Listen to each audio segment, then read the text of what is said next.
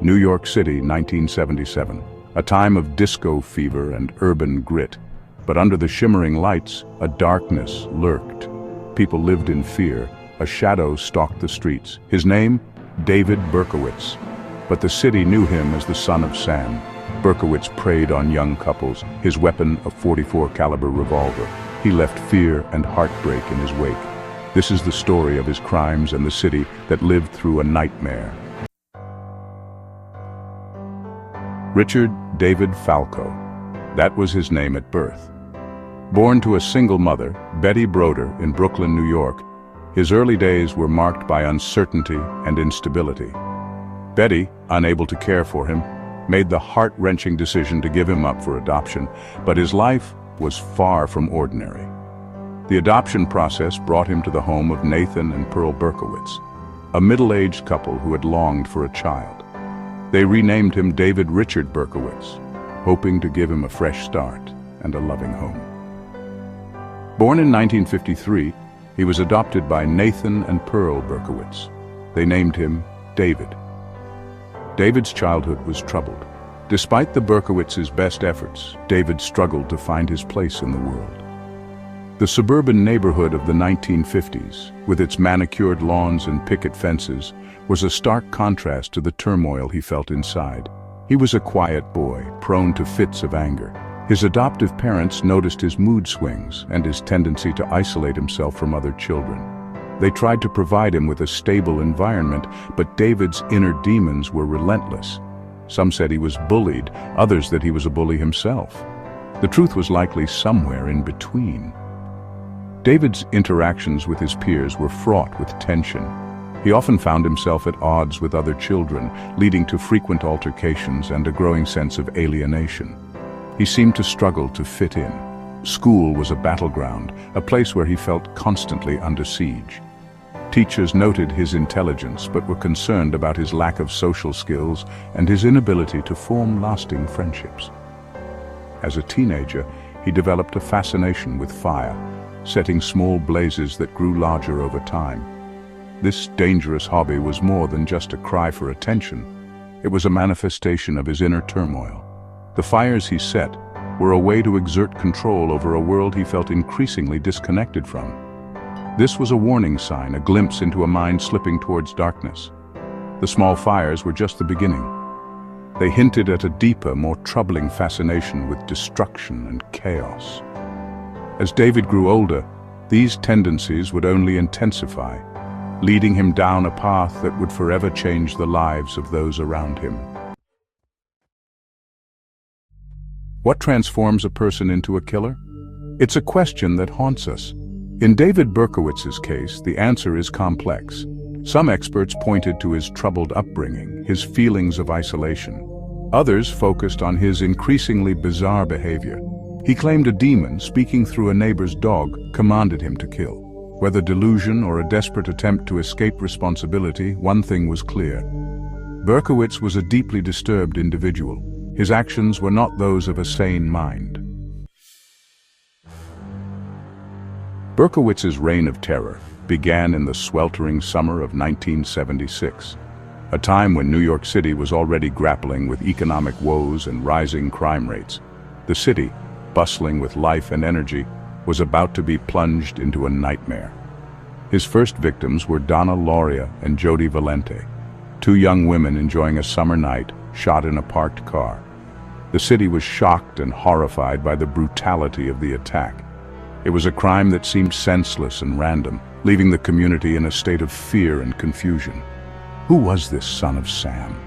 The question echoed through the streets and homes of New York. More attacks followed, each more brazen than the last, and the police were left scrambling for clues. The killer's pattern was unpredictable, making it difficult for law enforcement to anticipate his next move. Young couples, out on dates, gunned down in cold blood.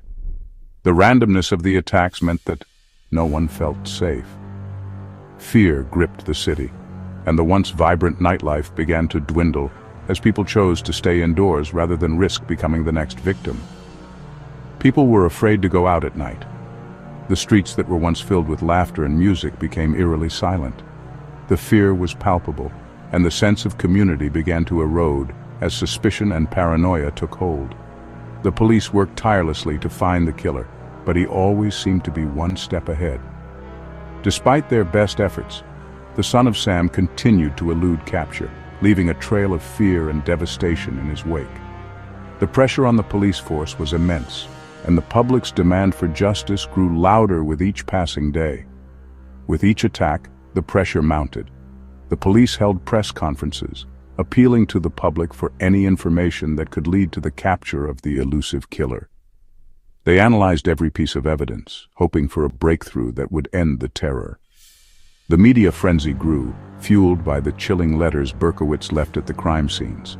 These letters, taunting the police and the public, were filled with cryptic messages and threats. The son of Sam seemed to revel in the attention, feeding off the fear and chaos he created. He craved attention, reveling in the terror he inflicted. The city was held hostage by his actions, and the sense of dread was inescapable. It was a dark time for New York, a period marked by fear, uncertainty, and a desperate hope for the nightmare to end. Section 5, A City on Edge. New York City in 1977 was, well, on edge. The son of Sam case dominated the news. People changed their routines, afraid to become the next victims. The police were under immense pressure to catch the killer. The investigation was massive, involving hundreds of detectives. They chased down every lead, followed every whisper. The city held its breath, waiting for the nightmare to end. The question on everyone's mind: when would the son of Sam strike again? Section 6, Cornered. The net closed in on Berkowitz after he received a parking ticket near the scene of his last attack. A witness came forward, remembering seeing him near the victim's car. The police finally had their break. They descended on Berkowitz's apartment in Yonkers. Inside, they found a cache of weapons and ammunition, including the .44 caliber revolver used in the killings. The son of Sam was no more. David Berkowitz was arrested and charged with the murders that had terrorized the city. Section 7, Justice Served. Berkowitz's trial was a media sensation. He appeared in court, a blank expression on his face. He pleaded guilty to all charges. The judge sentenced him to 25 years to life for each murder, ensuring he would spend the rest of his days behind bars. For the families of the victims, it was a small measure of justice. The city, finally able to breathe a sigh of relief, began to heal. The nightmare was over. Section 8, The Aftermath. The son of Sam case left an indelible mark on New York City. The summer of 1976 and 1977 was a time of fear and uncertainty. The city was gripped by a sense of dread as the elusive killer, David Berkowitz, roamed the streets, targeting young couples and leaving a trail of terror in his wake. It changed the way people lived, making them more cautious and vigilant. Residents began locking their doors earlier, and the once bustling streets became eerily quiet at night. The fear of the unknown gripped the city, altering daily routines and social behaviors. The way they viewed their city was forever altered. New York, once seen as a vibrant and lively metropolis, now had a shadow cast over it. People looked over their shoulders, suspicious of strangers, and the sense of community was replaced by an air of mistrust. The case also led to significant legal reforms. The public outcry for justice and the need to prevent such horrors in the future prompted lawmakers to take action. The legal system was scrutinized, and changes were made to ensure better protection for citizens. Son of Sam laws were enacted to prevent criminals from profiting from their crimes. These laws aimed to stop convicted felons from selling their stories to publishers or filmmakers, ensuring that they could not benefit financially from the pain and suffering they caused. These laws remain controversial, but highlight the lasting impact of Berkowitz's actions. While some argue that they infringe on free speech, others believe they are necessary to prevent further victimization of those affected by such heinous crimes. Most importantly, the case serves as a reminder of the human capacity for darkness. It forces us to confront the unsettling reality that evil can lurk in the most unexpected places, and that monsters can walk among us hidden in plain sight. It forces us to confront the unsettling reality that monsters can walk among us, hidden in plain sight. The legacy of the Son of Sam case is a complex one, filled with lessons about human nature, the importance of vigilance, and the need for a just and fair legal system. It is a chapter in New York City's history that will never be forgotten, serving as a stark reminder of the fragility of safety and the resilience of a community in the face of terror. Section 9. Lessons Learned. The story of David Berkowitz is a chilling one. It's a story of madness, of terror, of loss. But it also holds valuable lessons. It reminds us of the importance of mental health awareness and the need for early intervention. It highlights the devastating consequences of untreated mental illness. And it reminds us to never forget the victims. Their lives were cut short, their families forever scarred by the actions of one man. Their memories deserve our respect and remembrance.